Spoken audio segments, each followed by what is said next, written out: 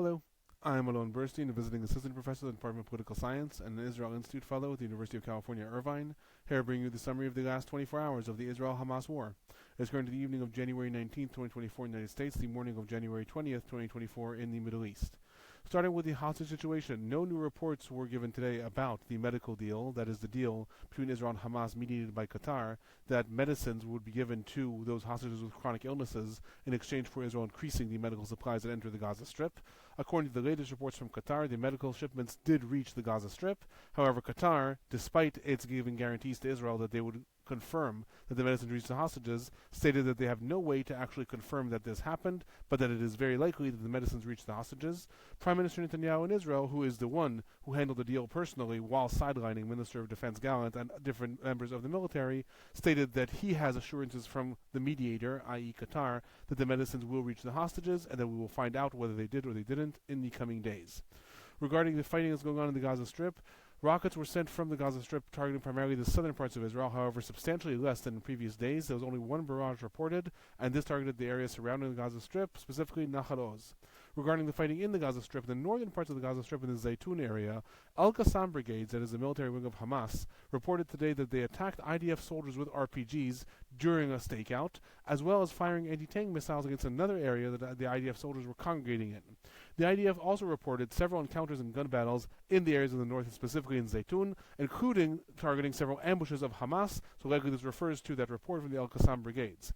Other news relating to the north of the Gaza Strip, more reports came in regarding the detonation of Al-Isra University that was seen several days ago. The IDF had been using Al-Isra University as an ad hoc detention center for people who were arrested in the Gaza Strip, and after they evacuated it was detonated and completely destroyed. According to the latest reports, assessments state that the IDF planted 315 different landmines in order to detonate the entire university in its entirety. There are different reports regarding why this may have happened. However, when asked about this, White House spokesperson Matthew Miller refused to comment and said that Israel is being asked about this and that the United States will report any information when it actually has it. Moving on to the central parts of the Gaza Strip, throughout the different refugee camps in the central parts of the Gaza Strip, specifically refugee camps of El Bureij, El Nuseirat, and El Maghazi, the IDF is continuing to expand its ground activity. Substantial gun battles were reported in several different parts of these refugee camps. There's also significant weapon storage that was uncovered, with the IDF confiscating substantial amounts of weaponry from these different storage and different caches.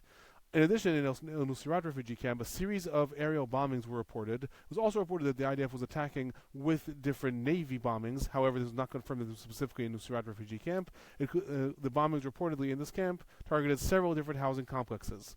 Moving on to where the heart of the ground offensive is happening right now, the southern parts in Han Yunis.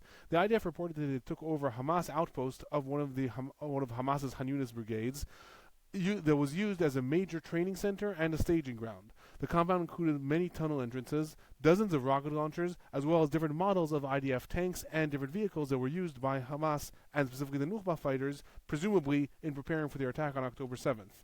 Substantial fighting and massive bombings were also reported around the Nasser hospital in Han Yunis. This is the biggest hospital in the Han Yunis area.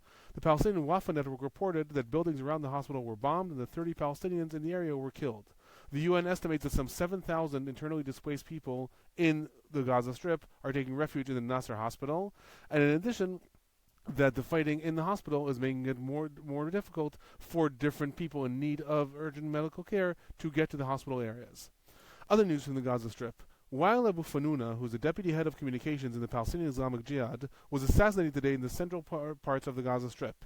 According to reports, he was in charge of making propaganda videos for the Palestinian Islamic Jihad, including those videos of rocket launches, and specifically he was also in charge of the recent videos that the Palestinian Islamic Jihad had published showing the hostage videos. He was assassinated reportedly in a missile attack in the central camps in the Gaza Strip. Other news, there were reports today that in Israel debates are starting to happen and will continue with intensity next week regarding Israel's intention for Rafah, the most southern city in the Gaza Strip, that no ground invasion has reached yet. According to different reports, Israel is going to begin discussions with Egypt, and that there's different ideas regarding what Israel may want to achieve and will it actually invade Rafah or not. According to different reports, Israel's intent to re-establish a fortified Philadelphia line, that is the border between the Gaza Strip and Egypt, will require massive excavation in the Gaza Strip and specifically the city of Rafah and control of the city, while Defense Minister Gallant would like to get Egyptian agreement to establish a buffer zone on the Egyptian side and build a big wall there rather than the idea of having to do this on the Gazan side.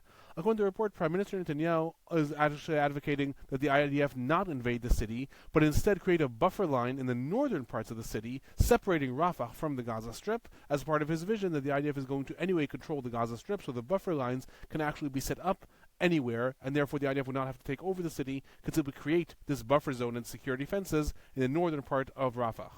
Regarding casualties, one IDF soldier was reported killed in the Gaza Strip in the last 24 hours, bringing the total number of IDF soldiers that were killed in the Gaza Strip since the invasion began to 194.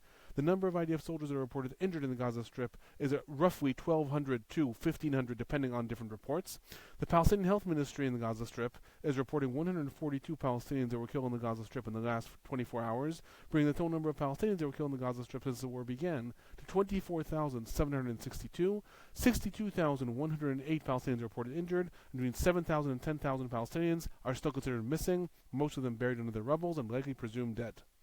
Moving on to the humanitarian situation in the Gaza Strip, AFP reported today that telecommunications are gradually being restored in the Gaza Strip after a week-long blackout. According to the report, Paltel, which is the biggest telecommunications company in the Gaza Strip, reported that communications, or as they stated, basic communications, are being restored, and that internet is gradually being restored throughout the Strip. According to the different reports from the last week, communications, internet, cell phone, and landlines have all been down as a result of damage due to communication lines as a result of the fighting in the southern parts of the Gaza Strip. However, this could not be repaired due to the ongoing fighting in Han Yunis specifically. According to reports, now this is being restored.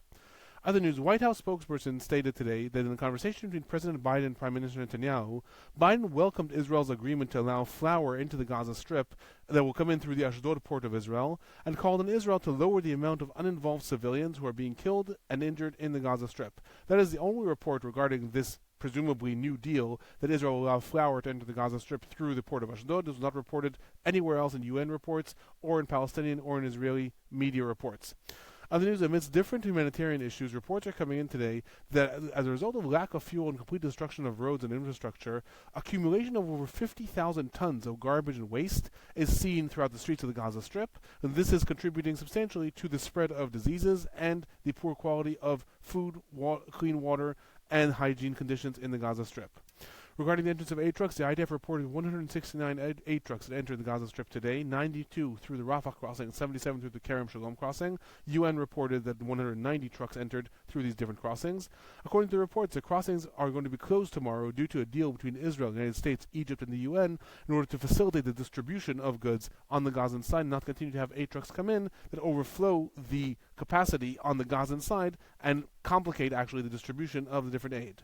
Other news, UNICEF reported today that 135,000 children under the age of 2 in the Gaza Strip are in severe risk of malnutrition, and this comes amidst these reports of between 100 and 200 aid trucks that are entering each day, but it's important to put that in proportion. Prior to the war, when conditions in the Gaza Strip were quote-unquote stable, upwards of 500 trucks carrying food and different humanitarian aid entered the Gaza Strip each day just to keep the Gaza Strip at a bare minimum of humanitarian conditions. So right now, with the war, and with all the casualties, and with the breakdown of all social services there, between 100 and 200 aid trucks are still not fulfilling the basic needs of the population, and thus this report from UNICEF, 135,000 children under the age of 2 at severe risk of malnutrition.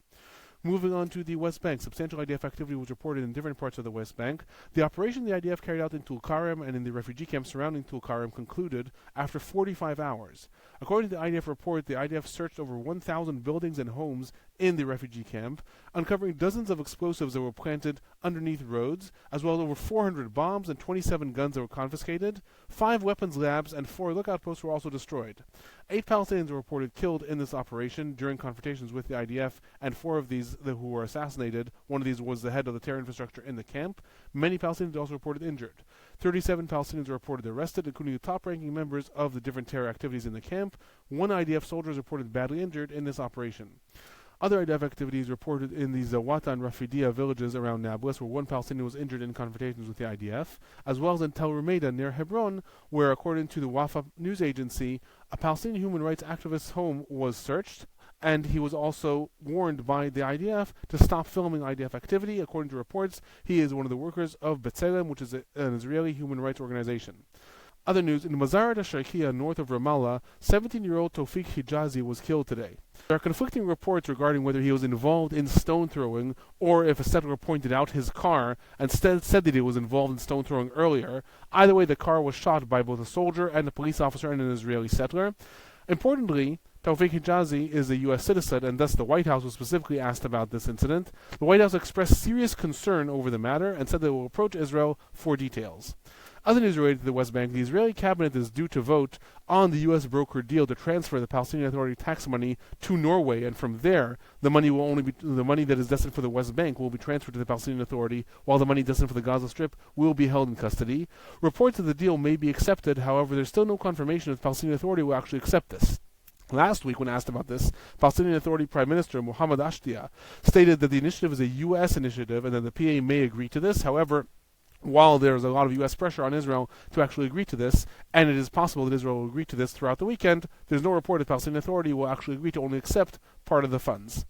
Moving on to the northern parts of Israel, southern parts of Lebanon, rockets and missiles were continuously sent from Lebanon, targeting the northern parts of Israel. A drone was shot down today over the sea line of Israel near Akko. Rockets also targeted the area of western Galilee, and Hezbollah took responsibility for over 3 border incidents. These are usually shooting attacks or mortar fire that the Hezbollah carries out against different IDF outposts. Regarding IDF retaliation, the IDF retaliations were reported in the Ramia village, targeting Hezbollah launching sites, military compounds, and different infrastructure. In the villages of Hula and Kila, there was also an attack of combined warplanes, tanks, and different mortar fire against lookout posts of Hezbollah and other infrastructure. Other news, Deputy Leader of Hezbollah, Naim Qassem, today stated that despite Israel's attempts to escalate the war, Hezbollah is maintaining itself at the same level of confrontation. He concluded his statement by stating, and I quote, "As long as Israel stays at this level, so do we. Our support for Gaza is achieved at this level."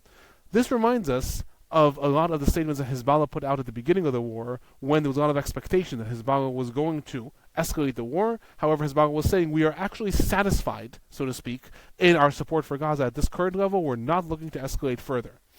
Related to this, Lebanese Al Jumhariya newspaper reported today that an ambassador of a big European country, from the report it appears to be France, sent messages to Lebanon that war with Israel is becoming more and more imminent, adding that only U.S. and French intervention stopped the war so far. This comes amidst reports that came in several days ago that from Israel's war cabinet that Minister Eisenkot stated that both him and Minister Gantz were the only ones to stop Israel from launching preemptive strikes and essentially dragging Hezbollah into the war. But according to these reports, and this also adds to the reports that the deal that Amos Hochstein, the U.S. envoy to Lebanon, proposed several days ago was rejected. According to reports, war is becoming more and more imminent.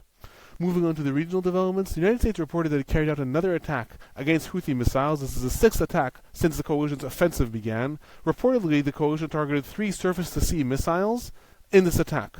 Belgium today also announced that it is joining the International Maritime Coalition and is going to send warships to the area.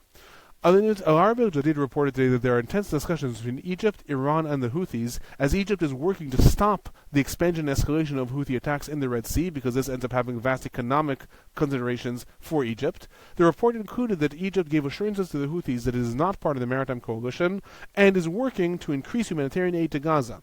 Possibly related to this, one of the Houthi spokespersons today, Mohammed Abdel Salam, stated that the Houthis are not interested in regional escalation and that their focus has been on maritime siege of Israel. He emphasized that the Houthis' actions were always aimed at Israel alone, and that this was done even without the loss of human life or major damage, so that their intent was just to create a blockade. He added that now the United States has intervened and escalated the situation, the Houthis will respond. However, they're still not interested in all-out regional war. Moving on to some of the political and general trends for the last 24 hours, there's increasing political unrest in Israel, with protests breaking out surrounding the way the war is being run, and specifically protesting the lack of a hostage deal. Protesters stated today that the aims of the war collide with each other, i.e., to destroy Hamas, but also to bring the hostages home safely, bringing in testimonies of different hostages that were released, as well as family members. One of them was a sister of one of the hostages, who was told by the IDF that he was killed by his captor as they were escaping from IDF bombings nearby. The father of one of the hostages reportedly has begun a hunger strike outside the residence of Prime Minister Netanyahu. Other news, Khaled Mashal, the former leader of Hamas and currently one of the top leadership, stated in Jordan today that the battle for Gaza is coming to a close, and that Israel is starting to turn its sights to the north because it has nothing more to do in the Gaza Strip. Other news, the EU imposed today sanctions against Hamas and Palestinian Islamic Jihad individuals, specifically those involved in funding. EU Foreign Minister Joseph Borrell stated in a speech today that Israel had funded Hamas previously in order to weaken the Palestinian Authority, adding that a two-state solution can only be achieved if it is imposed from the outside, even if Israel does not want it. Amidst this, it was reported that on Monday, Israeli Foreign Minister Israel Katz is going to travel to Brussels to meet with the EU Foreign Minister, and on that same day, the EU Foreign Minister is due to meet with foreign ministers of Saudi Arabia, Egypt, the United Arab Emirates, as well as the Palestinian Foreign Minister. Other political news, Hamas delegation, headed by Musa Abu Marzouk, visited Russia today. The Russian Foreign Ministry put out a statement stating that it pressured Hamas to release hostages, specifically noting those 3 hostages that are held in the Gaza Strip that have Russian citizenship. Moving on to the future of the Gaza Strip, Palestinian Authority Chairman spokesperson Nabil Burudaina responded today to Netanyahu's statements that there will be no Palestinian state. He stated that there will be no security or stability in the Middle East without the establishment of an independent Palestinian state. Other news, Sky News in Arabic quoted a senior in the Palestinian Authority, stating that there is currently Israeli-Palestinian-Egyptian dialogue about shutting down the Rafah crossing permanently and expanding Kerem Shalom crossing instead. He, however, added that the Palestinian Authority will be willing to accept control of the Gaza Strip as long as reconstruction is done through Palestinian Authority coordination, and that the Palestinian Authority does not object to international or Arab bodies that will oversee reconstruction. This is a change in position of the Palestinian Authority. Previously, as the war begun, it was stated that the Palestinian Authority will only take responsibility for the Gaza Strip if this is part of some sort of plan to reach a two-state solution. According to this report, which was anonymous, so it is unclear how much this is official, Palestinian Authority may be easing that restriction and saying they're willing to take responsibility for the Gaza Strip if they are the ones who are actually in charge of the Gaza Strip, specifically its reconstruction. Other news, there were reports today from the United States regarding the war and the future. According to reports, there was a conversation today between President Biden and Prime Minister Netanyahu, the first conversation between the two sides since December 23rd. The White House reported that the two discussed efforts for hostage release and that the White House's vision for incorporating Israel into a regional peace deal that includes a two-state solution while guaranteeing Israel's security. Washington Post today reported that the prevailing assessment of the Biden administration, and critically added that this is shared among IDF officials, is that the war is somewhat stagnant right now, and that Israel is far from defeating Hamas with its current strategy. This is linked to the U.S. pressure to develop other strategies and to incorporate Israel into some sort of regional peace deal that will involve Saudi Arabia and Gulf countries as part of some vision towards a future Palestinian state. Related to this, Thomas Friedman today published a report in the New York Times about the U.S. vision, and saying that the U.S. vision for the future of the Gaza Strip and ending the war includes two phases. The first will be a hostage deal that releases all hostages, Israel allowing Palestinians to administratively assume governing positions in the Gaza Strip, and then a gradually Israeli IDF withdrawal that will be accompanied with the entrance of a multinational force to take security responsibility for the Gaza Strip. After this, in the second phase, the Palestinian Authority, after undergoing deep reforms and prior to elections, will build worthy institutions with the help of Arab and Western countries, including in the West Bank, to start to develop itself towards assuming control of the Gaza Strip.